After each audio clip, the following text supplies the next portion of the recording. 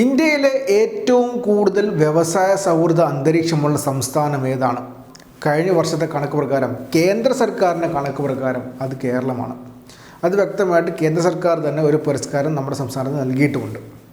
എന്നാൽ നമ്മുടെ സംസ്ഥാനം വ്യവസായ സൗഹൃദമല്ല എന്ന് പറഞ്ഞ് രംഗത്തിറങ്ങിക്കുന്ന ഒരു വ്യവസായമുണ്ട്. കേരളത്തിൽ നിന്ന് ആരംഭിച്ച് കേരളത്തിൽ നിന്ന് പടർന്ന് പന്തലിച്ച് അന്താരാഷ്ട്ര തലത്തിൽ വരെ എത്തിയ ഒരു കമ്പനിയുടെ മേധാവിയാണ് കേരളം വ്യവസായ സൗഹൃദ അന്തരീക്ഷമല്ല എന്ന് തുടർച്ചയായിട്ട് പറഞ്ഞുകൊണ്ടിരിക്കുന്നത്. അത് ആരാണെന്ന് പ്രേക്ഷകർക്ക് എല്ലാവർക്കും അറിയാം.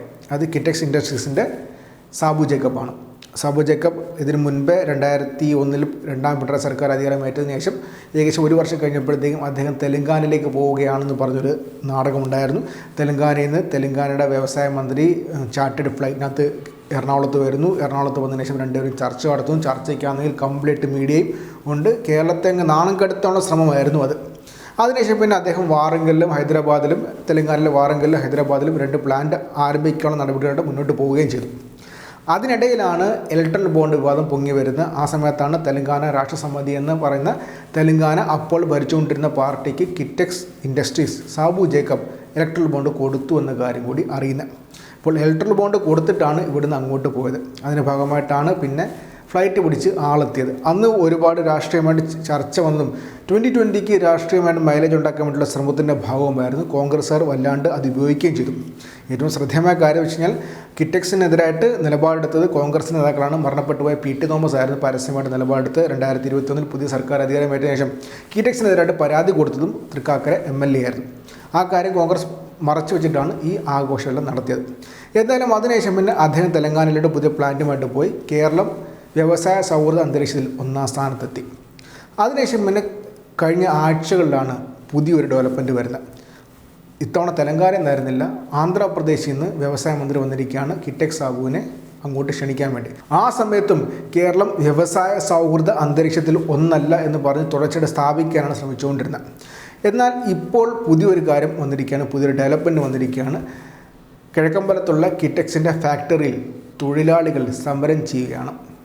അന്യസംസ്ഥാന തൊഴിലാളികളാണ് അവിടെ സമരം ചെയ്യുന്നത്. അവർക്ക് കഴിഞ്ഞ കുറച്ച് മാസങ്ങളായിട്ട് ശമ്പളം കൊടുത്തിട്ടില്ല എന്നാരോപിച്ചാണ് അവർ സമരം ചെയ്യുന്നത്.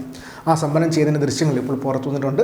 CPMൻ്റെ എറണാകുളം ജില്ലാ കമ്മിറ്റി മെമ്പറായിട്ടുള്ള ഡോക്ടർ KS അരുൺകുമാറാണ് ഈ ദൃശ്യങ്ങൾ പുറത്തുവിട്ടുള്ളത്. ആ ദൃശ്യങ്ങൾ നമുക്കൊന്ന് കാണാം.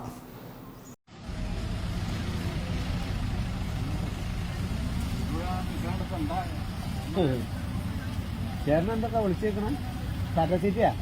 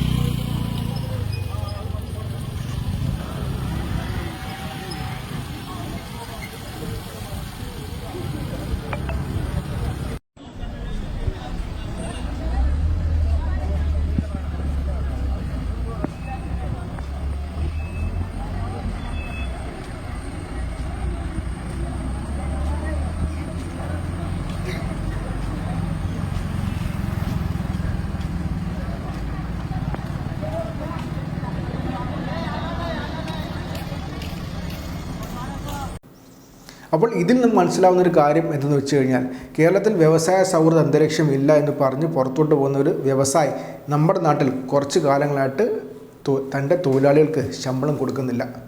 അതൊരു ചർച്ച ചെയ്യേണ്ട വിഷയമല്ലേ എന്നൊരു സുപ്രധാനമായ ചോദ്യമുണ്ട്. ഇതിപ്പോൾ തന്നെ ചേർത്ത് പറയേണ്ട സുപ്രധാനമായ മറ്റൊരു കാര്യം എന്ന് വെച്ച് കഴിഞ്ഞാൽ തൊഴിലാളി നിയമങ്ങൾ പരിഷ്കരിച്ച സംസ്ഥാനമാണ് ആന്ധ്രാപ്രദേശ്. അവിടെ ഇപ്പോൾ 8 മണിക്കൂറല്ല 10 മണിക്കൂറായിട്ട് തൊഴിൽ സമയം മാറ്റിയിട്ടുണ്ട്. അതിനുശേഷം വന്ന ഏറ്റവും വലിയ ഇൻവെസ്റ്റ്മെൻറ്റ് ഓപ്പർച്യൂണിറ്റീസിലൊന്ന് എന്ന് വെച്ചാൽ ആന്ധ്രാപ്രദേശിലേക്ക് വന്ന ഏറ്റവും വലിയ ഇൻവെസ്റ്റ്മെൻറ്റ് ഓപ്പർച്യൂണിറ്റീസിലൊന്ന് കിറ്റെക്സ് ആയിരുന്നു. അതുകൂടി നമ്മൾ ചേർത്ത് വായിക്കേണ്ടതാണ്. ശ്രദ്ധിക്കേണ്ട മറ്റൊരു സുപ്രധാനമായ ഒരു ചോദ്യം എന്ന് വെച്ച് കഴിഞ്ഞാൽ ഇപ്പോൾ തൊഴിൽ സമരം അവർ നടക്കുകയാണ്, ശമ്പളം കിട്ടിയില്ലെന്ന് പറഞ്ഞു.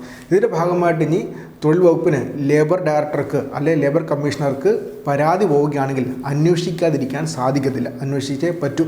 അങ്ങനെ ഒരു അന്വേഷണം സംസ്ഥാന സർക്കാരും സംസ്ഥാന തൊഴിൽ വകുപ്പും നടത്തുകയാണെങ്കിൽ വീണ്ടും സംസ്ഥാന സർക്കാർ തന്നെ ഉപദ്രവിക്കുന്നതെന്ന് പറഞ്ഞുകൊണ്ട് സാബു ജേക്കബ് ഇതിൻ്റെ ഭാഗമായിട്ട് രംഗത്തിറങ്ങാനുള്ള സാധ്യത വളരെ കൂടുതലാണ്. അപ്പോഴും കുറ്റം സംസ്ഥാന സർക്കാരിൻ്റെതായിരിക്കും. മര്യാദയ്ക്ക് ശമ്പളം കൊടുത്തായിരുന്നെങ്കിൽ ഈ ഒരു അന്വേഷണം വരുത്തേയില്ലായിരുന്നു. ആ അന്വേഷണം വരികയാണെങ്കിൽ അദ്ദേഹം ഇപ്പോഴും അന്വേഷണം പ്രഖ്യാപിച്ചിട്ടില്ല, ഇപ്പോൾ സമരം നടക്കുന്നേ ഉള്ളൂ. സപ്പോസ് അന്വേഷണം വരികയാണെങ്കിൽ അഥവാ വരികയാണെങ്കിൽ ഇനി ഭാവിയിൽ സംസ്ഥാന സർക്കാർ തന്നെ ഉപദ്രവിക്കുന്നതെന്ന് പറഞ്ഞ് അദ്ദേഹത്തിന് ആന്ധ്രാപ്രദേശിലോട്ട് ഫ്ലൈറ്റ് പിടിക്കാനുള്ള മറ്റൊരു അവസരമാക്കി മാറ്റിയെടുക്കാനുള്ള സാധ്യത കൂടിയുണ്ട്. അതുകൂടി ചേർത്തുകൊണ്ട് കഴിഞ്ഞ വർഷം 1-ാം സ്ഥാനത്തെ വ്യവസായ സൗഹൃദ അന്തരീക്ഷത്തിൽ പുറമോട്ടടിക്കാനുള്ള മറ്റൊരു അജണ്ടയാണെന്ന് കൂടി സംശയിക്കേണ്ടിയിരിക്കുന്നു. എന്തൊക്കെയായാലും ഇപ്പോൾ കിറ്റക്സിൻ്റെ ഫാക്ടറിയിൽ ഇപ്പോൾ സമരം നടന്നുകൊണ്ടിരിക്കുകയാണ്. തൊഴിലാളികൾ സമരം ചെയ്യുകയാണ്. ശമ്പളമില്ല എന്നാരോപിച്ചാണ് അവർ സമരം ചെയ്യുന്നത്. അതിൻ്റെ ദൃശ്യങ്ങളാണ് ഇപ്പോൾ പുറത്തു വന്നിട്ടുള്ളത്.